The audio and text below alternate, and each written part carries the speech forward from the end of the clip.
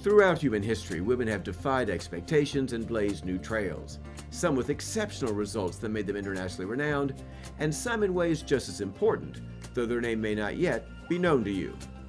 Hi, I'm Tim Gore, your host for Who Else Loves History, and this month our live program celebrates some of those expectation-defying women, with interviews and profiles created by some of our exceptional female producers, and with first-person recollections by some of the women themselves.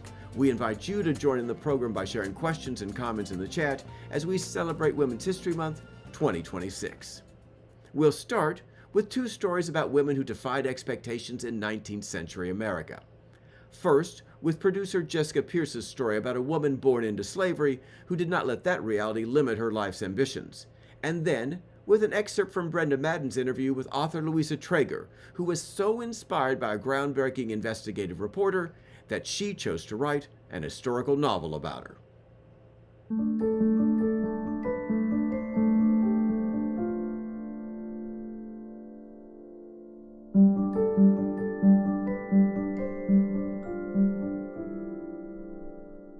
Well, Elizabeth Keckley was an enslaved woman who lived in St. Louis in the late 1840s.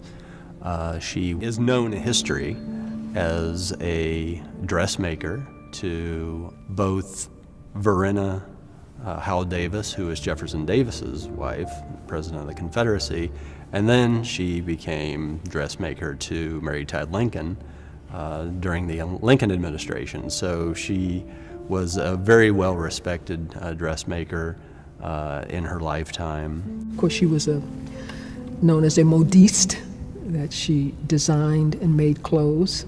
And if she were alive today, she would have been a couture designer. That's just how skillful she was.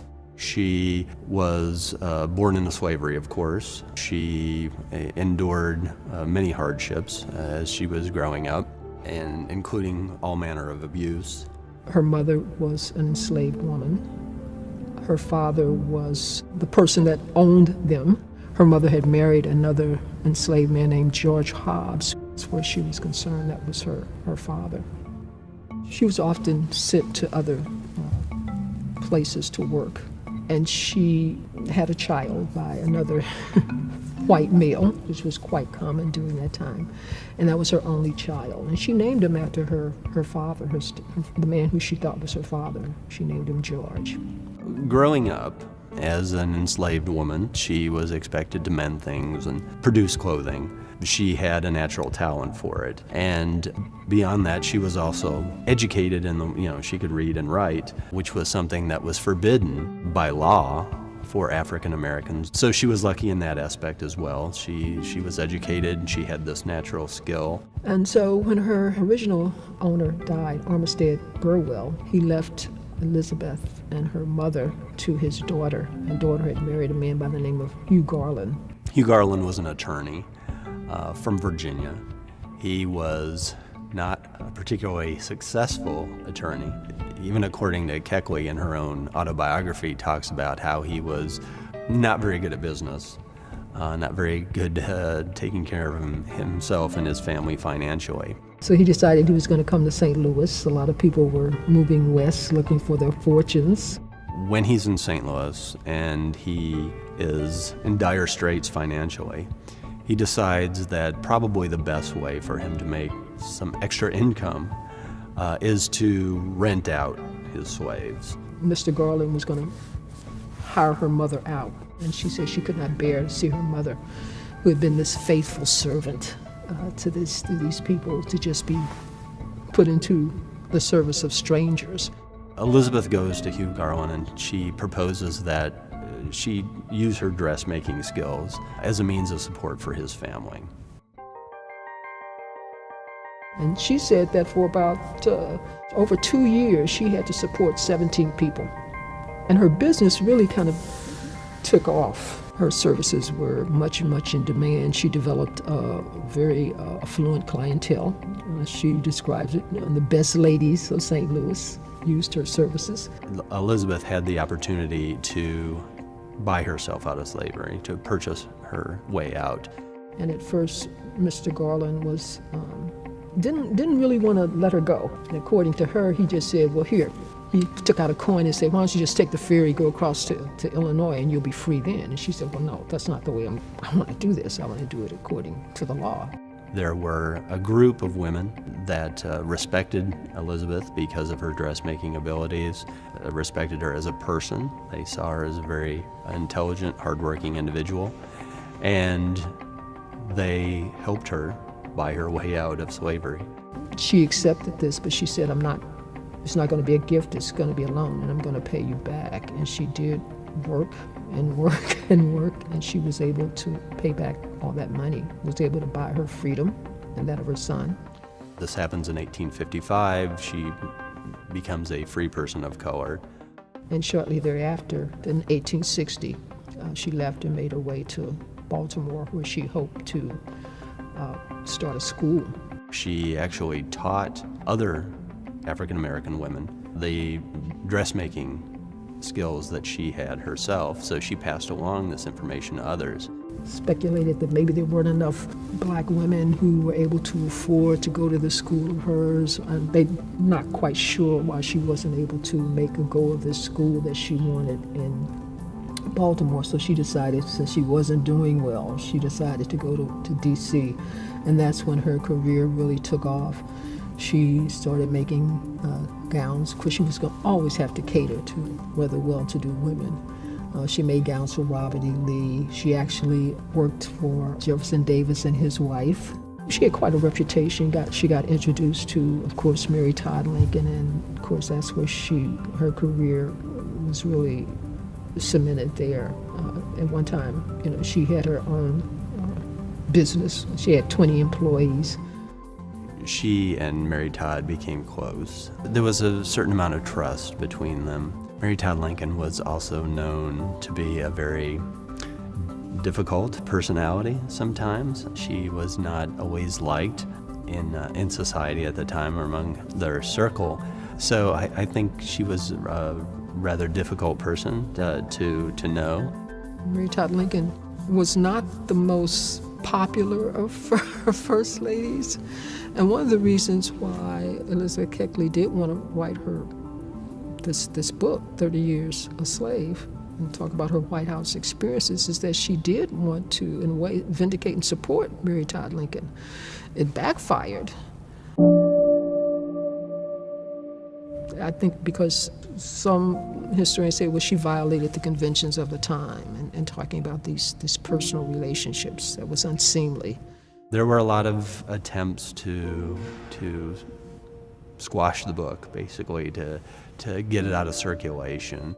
As compared to now, of course, where we see this as an incredible primary resource, as a first-hand account of a person who was there in the room with the Lincolns, someone who had endured the horrors of slavery and who had managed to overcome this through incredible means and skill and talent. It is probably one of the most insightful of these types of narratives that we see from this time period. She had a story to tell, right? She had a story to talk about the struggles that she overcame, the experiences as a former enslaved woman, and then, like anyone who wants to tell these types of stories, she had a very unique story. She thought it would be well received. It would be like anyone that writes a story like this or writes a book like this, she just wanted her story to be told.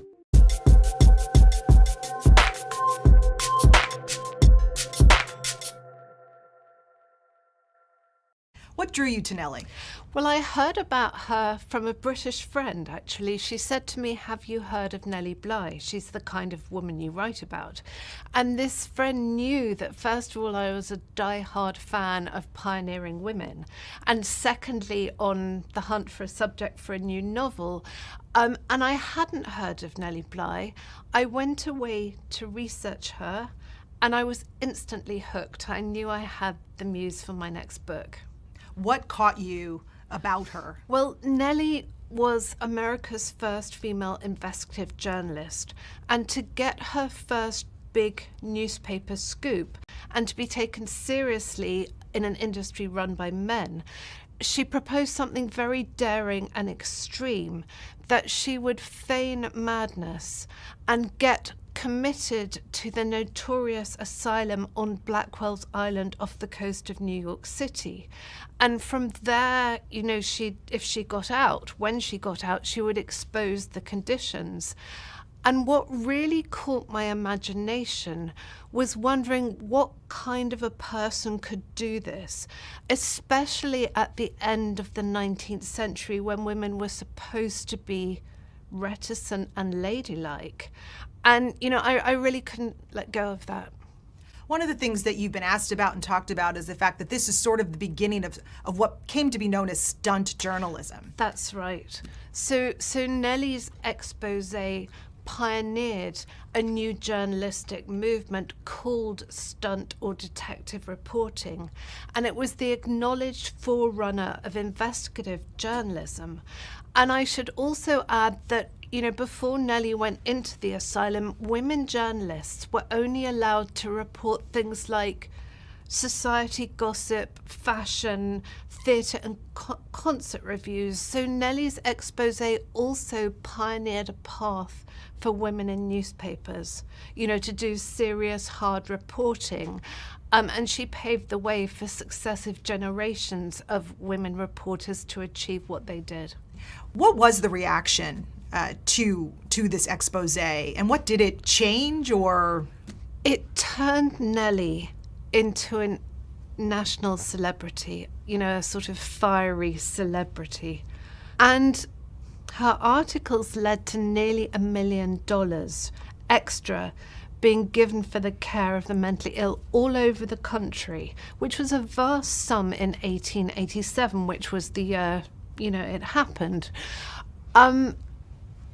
But 7 years later, the asylum closed. I think things improved after Nellie, and then they slid back down, which is often the way with these reforms, and the asylum was shut down. But, you know, Nellie did get all this money for them. She, you know, started a new journalistic movement and paved the way for women reporters. And she also gave a voice and a face to women who had no visibility or status in society. So I think her achievement was remarkable. She was born this underprivileged girl, and she became a woman who was so far ahead of her time and who changed the world. Nellie continued her journalistic career all the way through World War I, where she wrote stories on Europe's Eastern Front, becoming the first woman and one of the first foreigners to travel to the war zone between Austria and Serbia. You can see the full interview with the author on our sister channel, Storyteller Studio. Nellie's legacy may well have inspired the 6 barrier-breaking women who are the focus of Judith Markel's group biography, The Correspondents, 6 women writers on the front lines of World War II. In this excerpt from Angie Weidinger's interview with the author, we learn about each of the 6. Bold, ambitious, brave. You may not recognize these women's faces or know their stories, but what they wrote, photographed, and broadcast revolutionized the narrative of World War II and paved the way for future female journalists. They were there when the bombs were going off and the battles were being fought. They were willing to go anywhere where the story was, but also they were incredibly adept at cultivating sources, at knowing who to talk to. I think I'm of that generation where the war actually shaped our childhoods tremendously. You know, my brothers read war comics. There were very patriotic British war films all over the television, but we never learnt about it in school. You know, it was too much like recent history.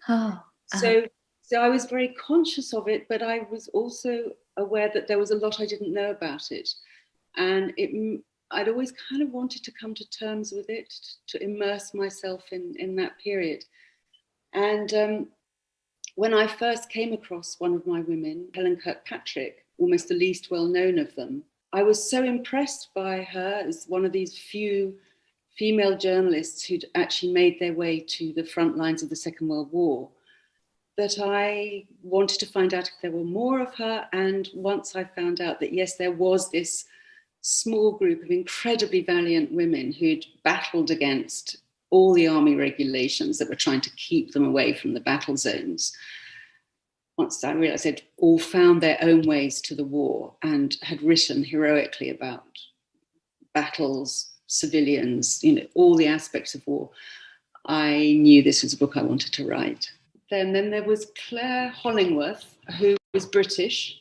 She was pretty extraordinary. She'd only been a journalist for a week before she was sent to Poland in late August 1939. And when she managed to scoop first the fact that Germany had absolutely every intention of invading Poland, despite the fact that the British and the French were all trying to negotiate and still hoping for peace. And secondly, actually, she was there also on the day that Germany did invade. And as the planes roared overhead and the tanks were rumbling, she rang up the British embassy in Warsaw, and who were saying, no, the invasion can't have begun because we're still at the negotiating table. And she put out the telephone receiver outside her windows. Well, listen to this. And then Martha Gellhorn famously married to the writer Ernest Hemingway, who was her introduction to war writing. I mean, they went to Madrid together to write about the Spanish Civil War. And actually, Martha admitted she knew nothing about Spain, nothing about war. And in fact, the English title of my book is Going with the Boys. And that's a quote from one of Martha Gellhorn's letters when she manages to finagle her own way to Spain and says to a friend, I'm going with the boys. I don't know who the boys are, but I'm going with them. And out in Madrid, it was interesting that Ernest actually gave Martha the best writing advice of her career, because as a complete ingenue, if you like, she had no idea how you wrote about war. And she kept fretting, didn't some really cataclysmic battle have to happen before I can file a story? And he said, no, here you are in the middle of Madrid, it's besieged, the Republican forces are encircled by Franco's nationalist forces. You're in a city under siege. None of your American readers will have experienced this, a city where, although they're being shelled 2 or 3 times a day, there are still Marx Brothers movies playing in the cinema. You can still get your nails done in the last beauty. So you can even get a tram ride to the nearest front. He said, you write about, you are the eyes, the ears, the hearts and the minds of your readers. And you must write so that they can experience almost firsthand what it's like. And Martha Gellhorn did write some amazing war journalism, which is collected in this volume, The Face of War. Lee Miller, who's the other better known of my women, was the most unlikely of the war correspondents because she'd been cover girl at Vogue in her 20s. As a photographer, she'd had her apprenticeship with Man Ray, the great American surrealist. So she'd been a darling of Left Bank Paris. She'd done a lot of society photographs, beauty, fashion. So world events had never impacted on her at all until she came to London in 1939, and war became this really urgent and inspiring subject for her. And the extraordinary thing is that she taught herself to be a writer as well. So she was in France and Germany in the last year and a half of the war, writing these amazing 10,000 word photo essays, sending back harrowing pictures of the fighting, of the concentration camps. And all of it was published in British Vogue. You think of what Vogue is now, complete fashion Bible, sort of celebrity handbook. To think that these extraordinary, some of the most brilliant, direct, harrowing reporting of the war, and it was in Vogue, in the pages of Vogue. As I sort of Googled around all these different women, names come up and you start seeing, okay, well, who else will fit into my jigsaw? So there was a woman called Virginia Coles, who actually Martha met in Madrid. And Virginia started out life as a society columnist, but she had high ambitions to write serious news.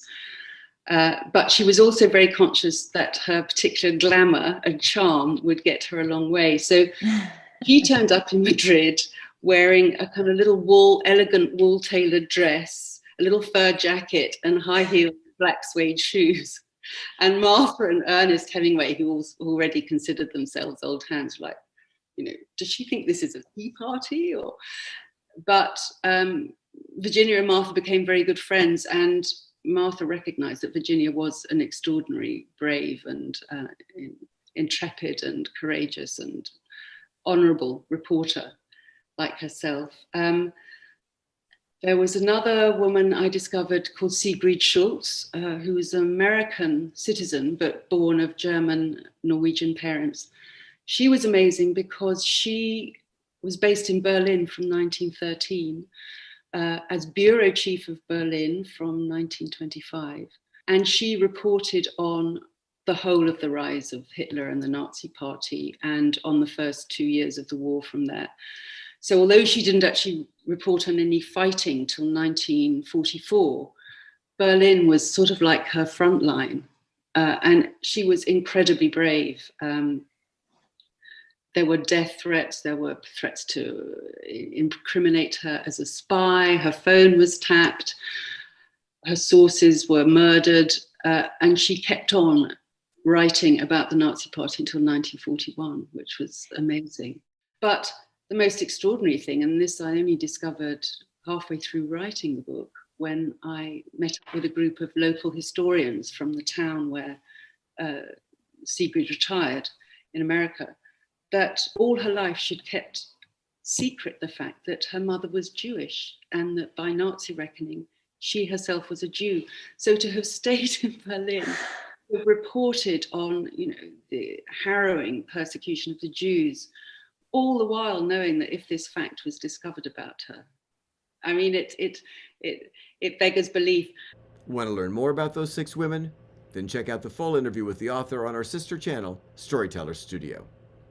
For our final 4 stories of today's program, we focus on 4 women from the 20th century, who at different stages in their lives, under very different circumstances, and in very different ways, all did the same thing.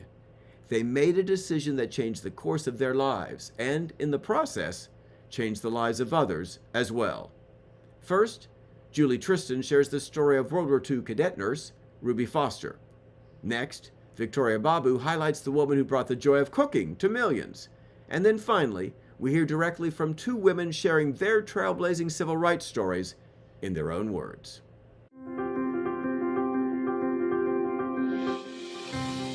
Ruby Foster is a part of history. She's 94. She will be 95 in September. She served our country during World War II. And they came in, swooped in, and saved the country's healthcare system. They're all in their 90s now. Ruby Foster was a cadet nurse in the United States Cadet Nurse Corps. The Cadet Nurse Program was a program at the very end of World War II, 1943 to 48, and it was to help with the country's lack of nurses. So many of the nurses were helping with the war efforts that the country's healthcare system nationally was close to collapsing. So President Roosevelt signed in the Bolton Act, which provided for them to recruit 125,000 single 17 to 35-year-old young women and put them through accelerated nursing programs. The cadet nurses became heroes on the home front. They were charge nurses in hospitals, and they were doing things that many 17 and 18-year-olds could not do today. So it's really impressive. There was no way I was going to get any advanced education outside of high school. My dad did not have that kind of money. And when I saw this poster, join the Cadet Nurse Corps, I said, hey, that's for me. Yes, and I did. I was in the last class. Ruby joined when she was just 16 years old. Government paid us $10 a month the first year, $15 the second year, and I'm thinking 30 third year, 3 years. This was a 3-year program. They are the only uniformed Corps members from World War II not recognized as veterans. When they signed up for the duration of the war, having no idea how long their service would be to the country. It's kind of sad, and I just wish we could figure out a way to make that happen. Do you consider yourself a veteran? No, we're not, but we should be. And a couple of times it's made it through the House or the Senate, and it gets buried in another bill, and it just never has happened. But she was honored like a veteran thanks to the Greater St. Louis Honor Flight. It wasn't very long before I got a call from the gentleman, and he said they had looked up the cadet nurse. They weren't familiar with it either, and they'd done the research, and that they would be happy to take Ruby, and she would be their first cadet nurse to get to go. Oh, it was good. It was nice. I really enjoyed seeing those monuments, and oh, it's wonderful. She was also honored at a St. Louis Blues game. And they put her story on the Jumbotron, and then she had a standing ovation. The entire St. Louis Blues Stadium was full. It was a sold-out crowd, and a standing ovation. She stood up and do the little wave, and she had it down pat, and she was just thrilled. Thrilling is a word Ruby would also use to describe her friendship with Vicki. Best friend I ever had.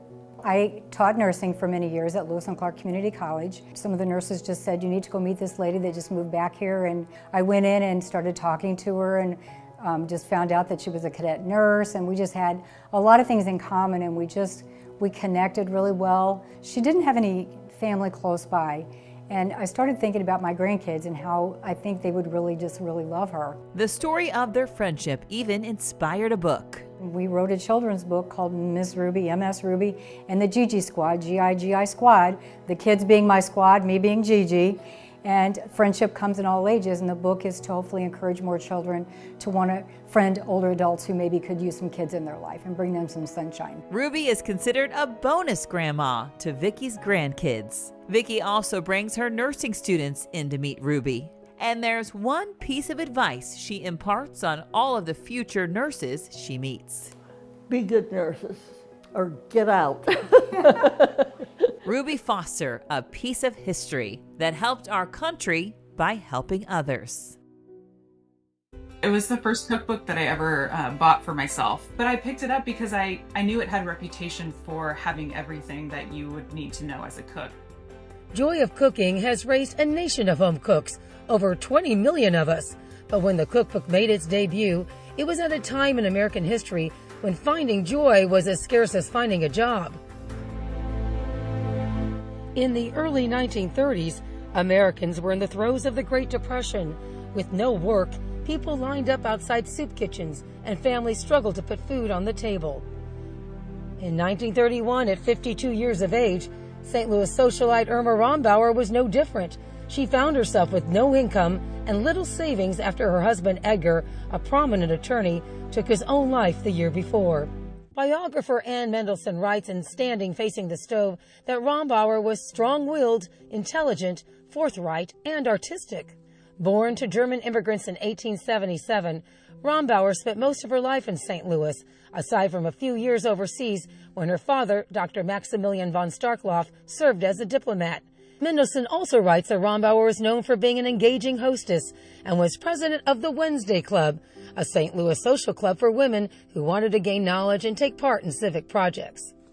Inspired by a successful cookbook published to support a St. Louis children's home, and at the urging of her two grown children, Marion and Edgar, Rombauer went to work writing her own version, despite her lack of cooking experience. Irma grew up with household servants, and she had a cook. And so when she found herself in reduced circumstances after her husband's death, I think a lot of it was due to she was kind of approaching the kitchen anew and learning a lot of new things for herself as well. She gathered recipes from church friends, pals at the Wednesday Club, and her family, testing them all and adding witty comments on not only how to prepare the food, but how to serve it. This is something great to have on hand, in case, your neighbor stops by. So it's a lot of that that you can definitely see that hostess and kind of entertaining background. The result was The Joy of Cooking, a compilation of reliable recipes with a casual culinary chat. It's the family miracle, for real. That's pretty much how we feel about it. Her daughter Marian illustrated the cover, a simple drawing of St. Martha, the patron saint of cooking who wielded a mop to fight off the dragon Tarrasque. 5 years after her first edition, Rombauer found a publisher, Bob's Merrill. Together, they introduced Joy of Cooking to the world. Yeah, that's a really remarkable thing to me, is that she kind of embarked on this career in her midlife, and she had no prior experience as a writer, and she seemed to embrace it with a sense of humor. And I think that's what came across in that early edition especially, and what really endeared her to so many readers is that she really was just a personable individual, and she made you feel like she was in the kitchen with you. Bonjour, my friends. This is Irma Rombauer. But one of Rombauer's biggest fans was Julia Child. The first edition of The Joy of Cooking took me a year to write. From Irma to her daughter Marian, to her son Ethan Becker, and from Ethan to his son John and wife Megan, there's been a new edition roughly every decade. We don't want Joy to just become a museum piece. We don't want it to be irrelevant. We want it to continue to be a helpful cookbook for home cooks. So we tried very much to stay in that spirit when we were revising it. The 1943 edition gave space for wartime rationing. In 1951, new appliances like blenders and freezers came into the picture and into the book. So this one is the 1975 edition. So this is the one that sold over 6 million copies, so the most popular one. Magdalene Link is a researcher at the Missouri Historical Library. She says since so few copies were printed in 1931, that first edition is tough to find. Is it rare to find signed copies of The Joy of Cooking by Irma Rombauer? We do have 2 first editions. So one first edition has the original dust jacket on it, and that one is signed by Irma Rombauer, and it's dedicated to Maisie, and Maisie was her husband's secretary. And Maisie helped her with kind of writing early editions of the book and kind of developing some of those early recipes. We also have a first edition that's signed by her daughter Marian, who did the illustrations. Irma Rombauer died in St. Louis in 1962. Her tomb at Bellefontaine Cemetery is often visited by fans. She is memorialized with a star along St. Louis's Walk of Fame in the Del Mar Loop. Irma is such an illustrious presence, and I think she deserves the star, absolutely. And it was really cool to see. But yeah, it is humbling to think that we're responsible for her legacy in some ways. We take that to heart.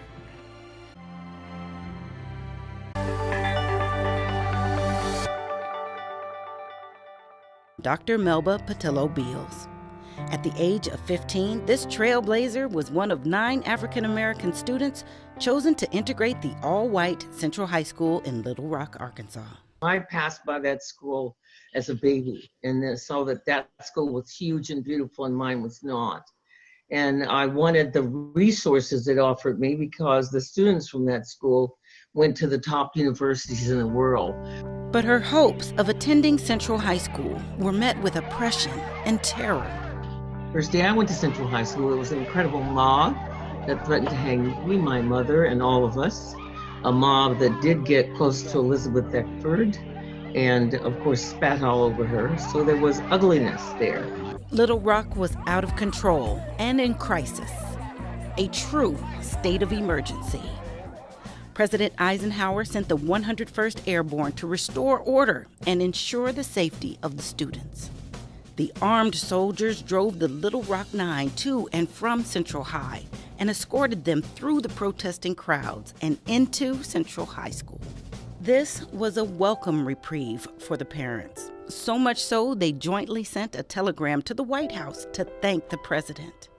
But for the students, troubles continued inside the school, despite the presence of the soldiers who escorted them to their classrooms and stood guard outside the classroom door. We found out after the first couple of days there that it was going to be difficult.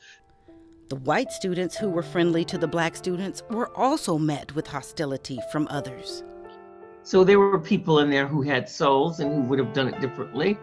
But whenever they tried to do it differently, they too were threatened and mistreated.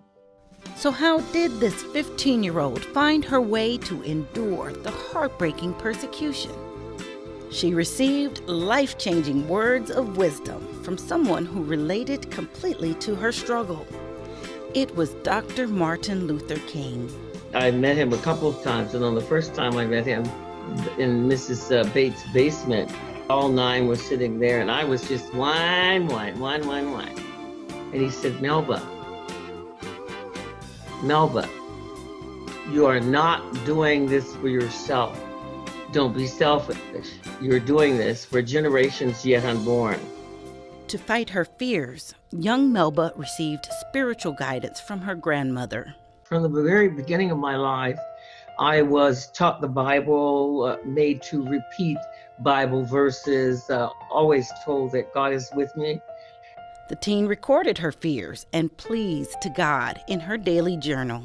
Decades later, Dr. Melba Pattillo Beals included many of those journal entries in her best-selling book, Warriors Don't Cry. That is a book which tells you what happened in Central High School once I was inside, day by day. And it explains to you the process one goes through in one's head when you are being, as a child, certainly you don't think of death or attack or any of that as being something that is in your face now. And what that did was to teach me that it is in your face now. And it really made me alert and gave me strength that I exhibit today. Her first-person historical account from Warriors Don't Cry became a part of the social studies curriculum for middle and high schools around the country. It also launched a healing journey for Dr. Beals. I found release. I found the privilege of peace. I found a feeling of freedom. It did a lot for me. Friends said it took 10 years off my face. Wrinkles left because I had all that inside of me and I had to let it out. Her inspirational message channeled through in her next book, March Forward Girl. I wrote this book, March Forward Girl, to inspire anybody who is in a situation that they don't want to be in. And if you're really little and you're really young and you're in a hideous, hideous spot, okay, hang in there and do your best and you will get out. I don't know, because I came from 1940 Little Rock and there was nothing more hideous than that, nothing. The Ku Klux Klan used to ride every evening and hang people in my neighborhood, so I certainly do understand. I, for example, sat and saw a young man who had been our handyman hanged in the rafters of my church when I was 5. But my grandmother said he's going to be with God. God is here now. God is taking care of us. This whole situation, we've not been harmed because God protected us. In other words, she injected, in some ways, fate and the hand of God into everything that happened to us. She said, nothing happens unintentional. And all of this is for a reason. And by doing that, she painted a picture that was positive no matter how negative it got to be. And I write about how it felt to be this little girl who suddenly discovers that she's not accepted. She can't ride. I got on the front of the bus. I know you couldn't ride. I got knocked off. Can't drink at the water fountains. No, you can't. Can't go to the white lady's bathroom, even though yours isn't there in the building. The empowered writer shares her moving story of building faith under fire in her next memoir, I Will Not Fear. I Will Not Fear is the third of the trilogy, and that sort of encapsulates my life. It tells you how I've made it through my life by the hand of God. Love is the answer. Any of you who believe that fighting, calling names, commenting on people is the answer to any problem you have, you're incorrect. Love is always the answer. If you can't say something nice, don't say anything. Observe what's going on. Sometimes we think we're the solution to problems, and God has the most magnificent solution waiting for us. Melba Pattillo Beals. God has brought me a long, long way and kept all the promises that my grandmother made on his behalf. She said, be patient. God is with you. and he sees your need. And so I see that equality that I hoped for and prayed for and begged for.